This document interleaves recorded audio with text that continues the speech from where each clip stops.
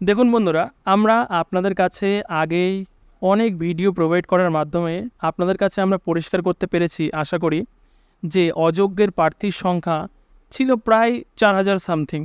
4000-এর কাছাকাছি কিছু অযোগ্য প্রার্থী ছিল, কিন্তু হঠাৎ করে সিবিআই যে তদন্ত শুরু করেছে, সেই তদন্ত শুরু করার ফলে দেখুন তারা সুপ্রিম কোর্টের কাছে তালিকা বা নথি পেশ করার মাধ্যমে আমাদের কেন্দ্রীয় গোয়েন্দা সংস্থা জানিয়েছে সেই প্রায় 4000-এর সংখ্যাটা বেড়ে দাঁড়িয়েছে 7000-এর কাছাকাছি। তাহলে বন্ধুরা আপনারাই দেখুন, এই নিয়ে আমাদের রাজ্য সরকার প্রায় 4টি বার সংখ্যা তত্ত্বের পরিবর্তন করেই চলেছে। মানে কি বলবো, কিচ্ছু বলার নেই। আমাদের রাজ্য সরকার আমাদের যে সমাজের যে মেরুদণ্ড শিক্ষক, তাদের জীবন নিয়ে কীরকমভাবে ছন্ন ছাড়াভাবে তাদের ভবিষ্যৎকে নিয়ে খেলা করছে।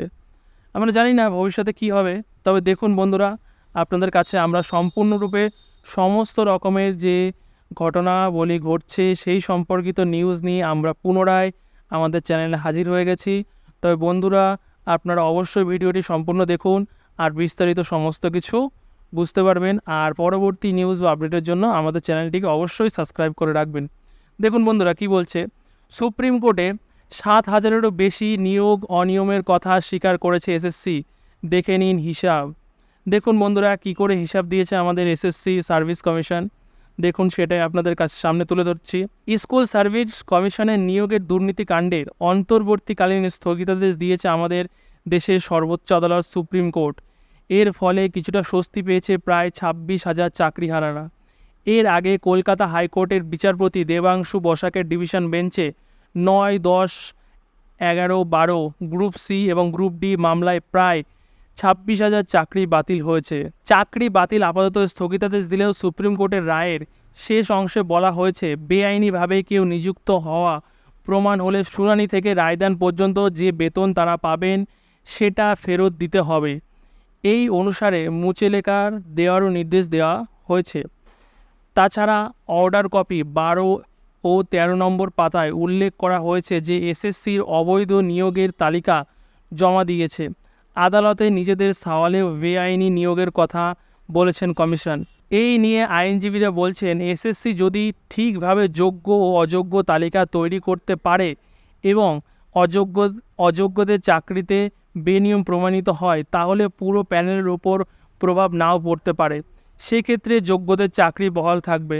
সুপ্রিম কোর্টে দেওয়া এসএসসির তথ্য অনুযায়ী দেখুন, এসএসসির তথ্যটি এখানে খুবই গুরুত্বপূর্ণ। এসএসসি এখানে বিস্তারিতভাবে বলেছে, সেটা আপনাদের সামনে আমরা তুলে ধরছি। নবম দশমের ক্ষেত্রে মোট সুপারিশপত্র দেওয়া হয়েছিল 11,610টি। দেখুন এর মধ্যে ওএমআর গড়মিল হলো 808, র্যাঙ্ক জাম 185 জনের, মোট অনিয়ম অভিযোগ 993 জনের। একাদশ দ্বাদশের ক্ষেত্রে মোট সুপারিশপত্র দেওয়া হয়েছিল 5,596টি। এর মধ্যে ওএমআর গড়মিল আছে হলো 771টি, র্যাঙ্ক জাম আছে 39 জনের, মোট অনিয়ম অভিযোগের সংখ্যা হয়েছে 810 জনের। গ্রুপ ডির ক্ষেত্রে মোট সুপারিশপত্র দেওয়া হয়েছিল 3,880টি, মোট অনিয়ম অভিযোগ 1,741 জনের। গ্রুপ সি এর ক্ষেত্রে মোট সুপারিশপত্র দেওয়া হয়েছিল 2,037টি, অনিয়ম অভিযোগ 783 জনের। র্যাঙ্ক জাম সুপারিশপত্র ছাড়া চাকরিসহ ও আরও অন্যান্য বেনিয়মের কতজন চাকরি পেয়েছে তারও বিস্তারিত তথ্য দেওয়া হয়েছে এসএসসির হলফনামায়। দেখুন বন্ধুরা, এই হলফনামাটি সম্পর্কে আমরা বিস্তারিত বললাম, আর এই হলফনামাটি আমরা ডেসক্রিপশনে পিডিএফ আকারে দিয়ে দেবো।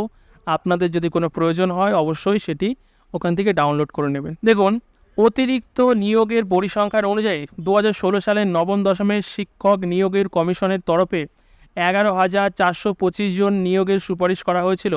মোট 12,964 নিয়োগপত্র দেওয়ার মধ্যে নিয়োগপত্র দেয় মধ্যশিক্ষা পর্ষদ, অর্থাৎ 1,539 জনের নিয়োগ বাড়তি। ওই বছর একাদশ দ্বাদশের শিক্ষক নিয়োগের সুপারিশ ছিল 5,557 জনের, নিয়োগপত্র দেওয়া হয়েছে 5,756 জনকে, বাড়তি নিয়োগ দেওয়া হয়েছে 199 জনের। গ্রুপ ডি কর্মীদের ক্ষেত্রে 3,881 জনের নিয়োগের সুপারিশ করেছিল এসএসসি। পর্ষদ 4,550 জনকে নিয়োগপত্র দেয়, 669 জনকে অতিরিক্ত নিয়োগ করা হয়েছে। এই বছরে 2,067 জন গ্রুপ সি কর্মী নিয়োগের সুপারিশ করেছিল কমিশন, নিয়োগপত্র পান 2,483 জন, অর্থাৎ বাড়তি নিয়োগ হয়েছে 416 জন। দেখুন বন্ধুরা, এই ছিল মোটামুটি আমাদের যে নিয়োগ দুর্নীতির যে বিস্তারিত লিস্ট জমা দিয়েছে, মানে সিবিআই তদন্ত করার মাধ্যমে এসএসসির কাছ থেকে এই ডকুমেন্টসগুলো নিয়ে তারা সুপ্রিম কোর্টে সাবমিট করেছে। এটি আপনাদের সামনে আমরা তুলে ধরলাম। তবে আপনার বিশদে জানতে আমাদের ডেসক্রিপশানে লিঙ্কটি দেওয়া রয়েছে, সেখান থেকে পিডিএফটি নিয়ে অবশ্যই দেখুন।